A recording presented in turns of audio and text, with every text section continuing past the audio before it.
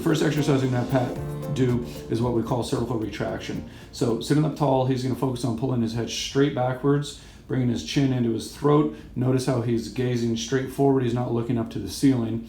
That's kind of the lower intensity version. Pat, if you want to push it a little harder, you can actually use your hand and give yourself a little bit of extra pressure when you push backwards. That'll give yourself a little bit more of a stretch. Next exercise I'm going to have him focus on, we're going to stick with the neck. We're going to do what we call controlled joint rotations. So Pat, go ahead and look down for me, bringing your chin close to your chest. Now tilt your left ear over to your left shoulder. And then from there, gradually look up and backwards. From there, you're going to end up taking right ear to right shoulder, circling all the way around, and then end up with your chin near your chest. Now go ahead and reverse that, right ear to right shoulder, up and backwards, and then you're going to circle around. Again, this can be done very gently where you're doing a small circle, or it's something that you can push more vigorously to try to make more gains. Next, I'm going to have you do a similar controlled rotation, but this time I want you looking down. Now you're going to turn or rotate to the left, so you're going to kind of drag your chin across your chest over to your shoulder. Now look up and backwards. Now take the chin over to that right shoulder and drag your chin across the upper part of your chest back to the middle and reverse, go in the opposite direction. So right now I'm only having Pat do 1 or 2 repetitions of these exercises.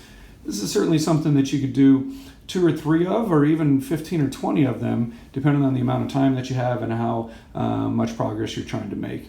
So those exercises were all for the cervical spine or the neck. Now, Pat, I'm going to have you slide your chair away from your desk, and we're going to focus on your upper back.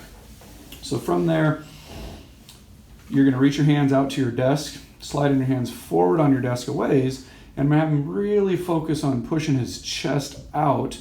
You can see how his upper back really flattens out in that position. That's the opposite of the rounded position that many of us get into when we're sitting at our desks, at our tabletops, or frankly, at any other position during our day. So he's really working on going the opposite direction of what he tends to do while sitting. Okay, Pat, go ahead and sit all the way up from there.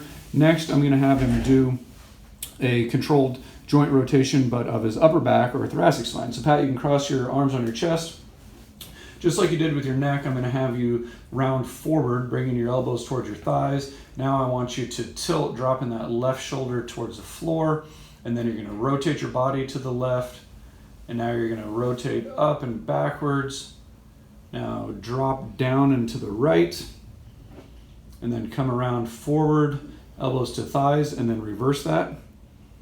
Again, I'll mention it again. He could do a really conservative version of this just to work on loosening up and feeling a little bit better, or he could push this much more vigorously if he was trying to really loosen up and gain motion in a certain area.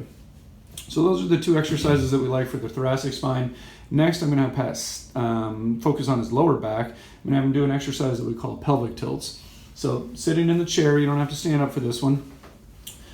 I'm going to have him focus on rolling his pelvis forward and backwards. So all of these exercises, he's staying standing right at his desk. He can reach for his phone and unmute it and answer that question that might get asked of him at any time.